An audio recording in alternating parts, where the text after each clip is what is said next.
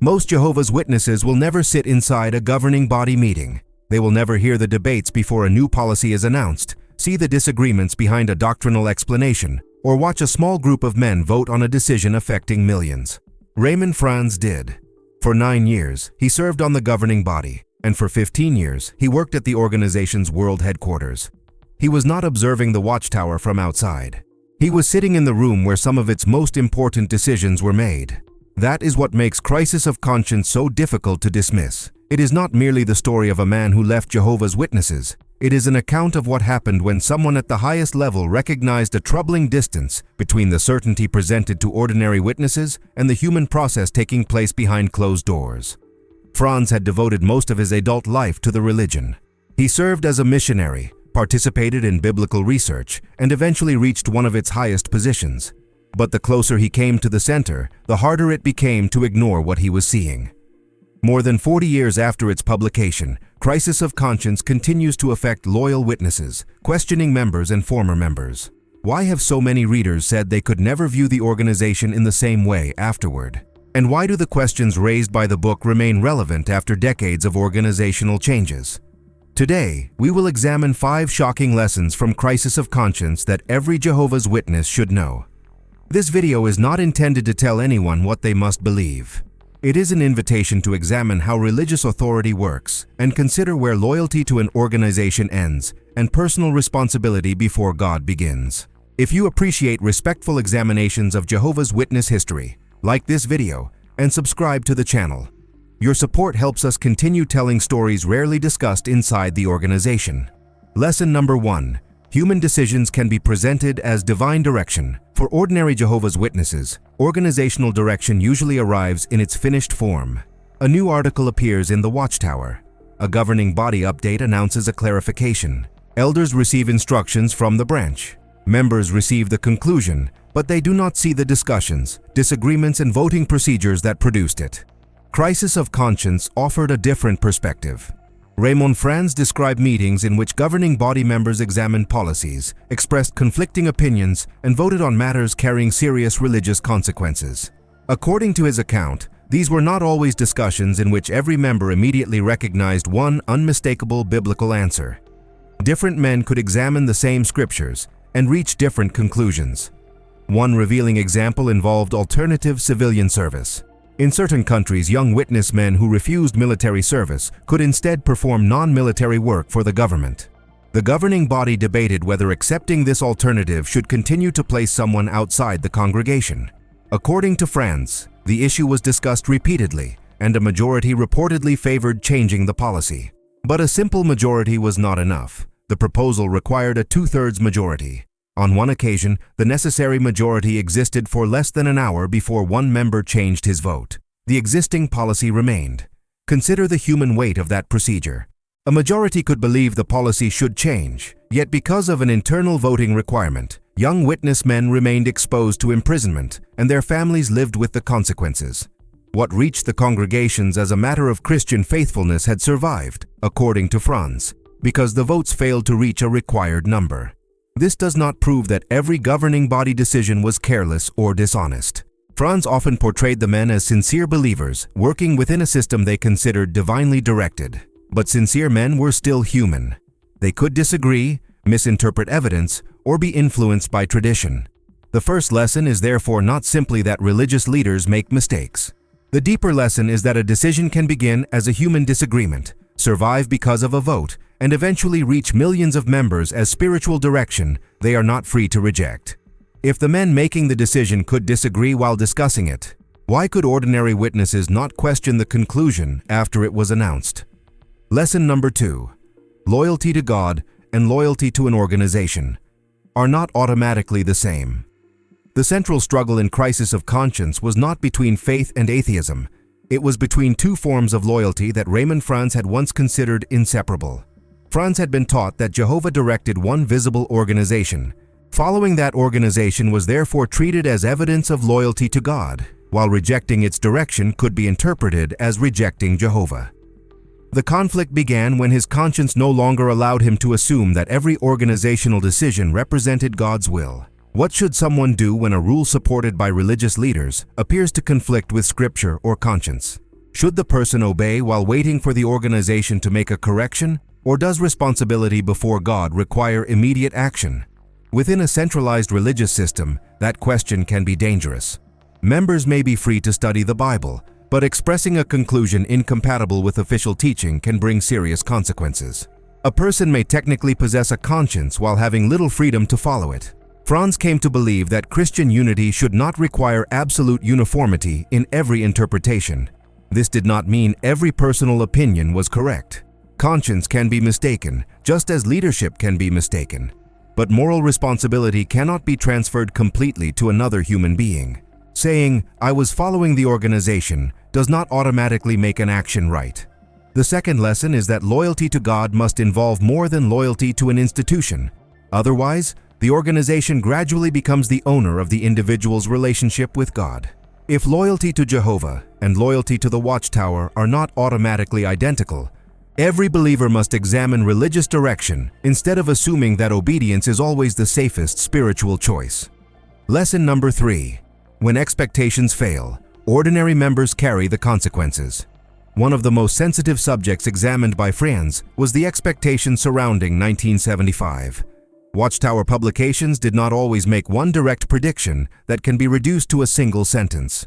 Nevertheless, publications and convention talks created an atmosphere of extraordinary urgency.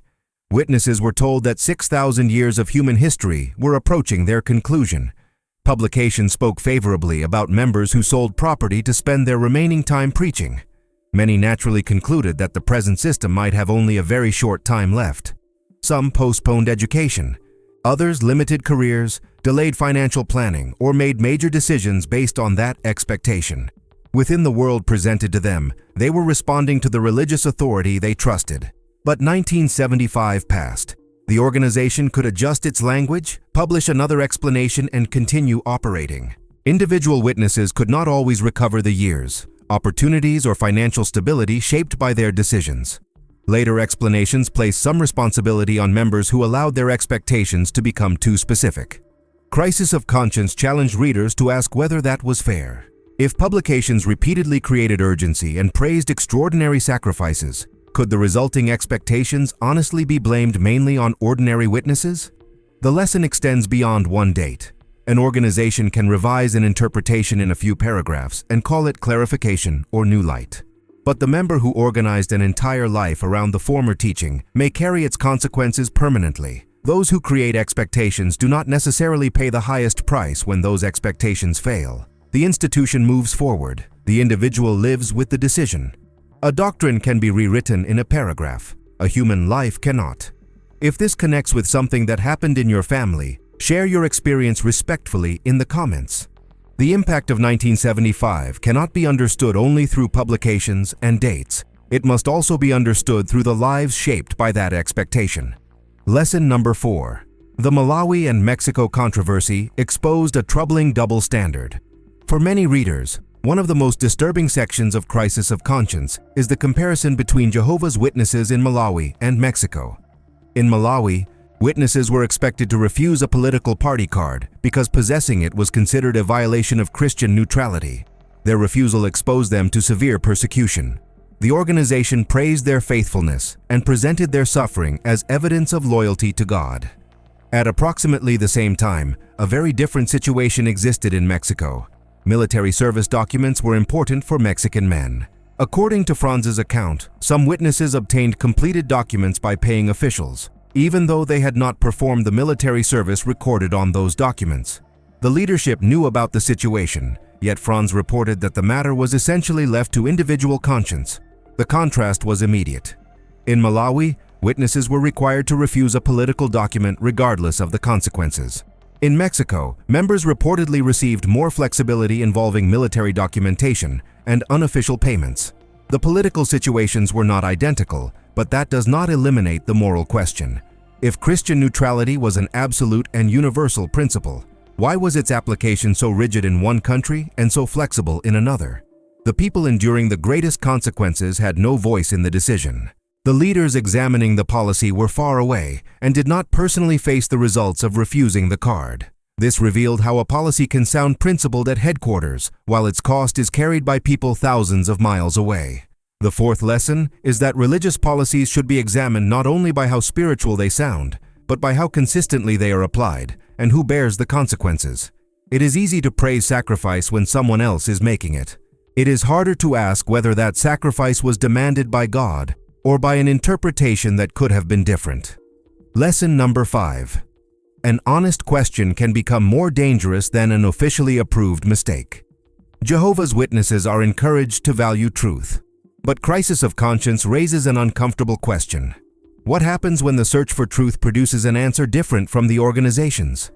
Imagine several people following the same map. One person notices that the route appears wrong and warns the group. Instead of examining the map, they punish him for questioning the driver. The route might be corrected later, but his warning is still remembered as disloyalty. That is the problem Franz gradually recognized. An official interpretation could later be changed and described as incomplete understanding. Those who taught it remained respected because they represented the approved position. But someone who questioned that interpretation before the organization changed it could be accused of independent thinking or causing division. Being wrong with the organization could be safer than reaching the correct conclusion before the organization was prepared to accept it. Raymond Franz had served for decades as a witness, missionary, Bethelite, and governing body member. Yet that history could not protect him once his convictions began moving away from official teaching. His eventual disfellowshipping came after he left the governing body in Bethel. It involved his continued association with his employer, who had formally disassociated from Jehovah's Witnesses. But the surrounding period also included investigations, doctrinal suspicion, and a broadened treatment of apostasy at headquarters. His story does not prove that every witness who asks a question will be disfellowshipped. Many privately experience doubts without formal discipline. The danger appears when conscience no longer allows silence, or when disagreement becomes visible enough to challenge authority. The fifth lesson is that within a system built around doctrinal conformity, an honest question can be perceived as more dangerous than an incorrect teaching carrying official approval. If truth can survive examination, questioning should not automatically be treated as betrayal. And if members must change their beliefs whenever the leadership changes an interpretation, why should someone be condemned for recognizing the problem before the leadership acknowledges it? Crisis of conscience remains influential because Raymond Franz did more than reveal private information about the governing body. He showed readers the distance between an institution's public certainty and the complicated process behind it. Behind policies presented as spiritual direction, he described disagreement and voting. Behind demands for unity, he found people struggling with conscience. Behind changed teachings, he saw members who had already made irreversible decisions. And behind stories of extraordinary loyalty, he found difficult questions about consistency, authority, and responsibility. The 5 lessons point toward one conclusion. Religious leaders may guide a community, but no organization can carry another person's moral responsibility before God. A governing body can announce a policy, elders can enforce it, and publications can defend it. But the individual must live with what that policy produces. Raymond Franz became influential because he allowed Jehovah's Witnesses to see how organizational truth was being constructed.